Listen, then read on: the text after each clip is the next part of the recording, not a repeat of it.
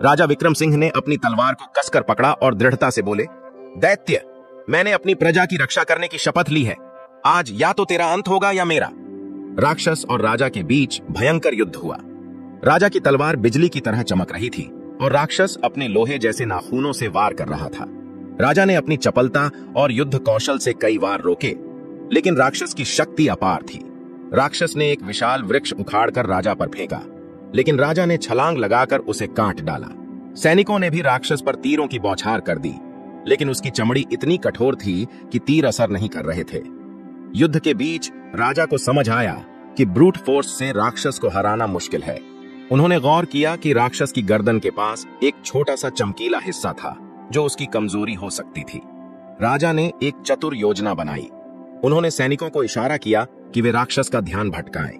जब राक्षस सैनिकों की ओर बढ़ा, तभी राजा ने पूरी ताकत से अपनी तलवार घुमाई और उसकी गर्दन के कमजोर स्थान पर वार कर दिया। तलवार बिजली की तरह चमकी और राक्षस दर्द से चीख उठा।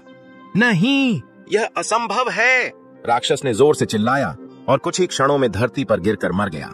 प्रजा को शिक्षा और राजा की जय जयकार राक्षस के मरते ही पूरा राज्य आनंद में डूब गया। लोग खुशी से झूम उठे और राजा विक्रम सिंह की जय जयकार करने लगे।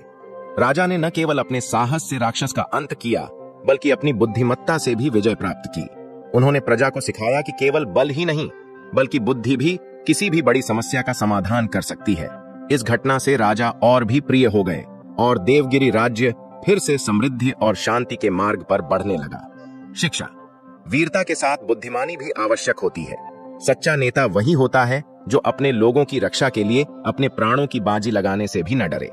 हर समस्या का हल केवल बल से नहीं, बल्कि चतुराई से भी निकाला जा सकता है। और इस तरह राजा विक्रम सिंह की वीरता और बुद्धिमानी की यह कहानी पीढ़ी दर पीढ़ी सुनाई जाने लगी।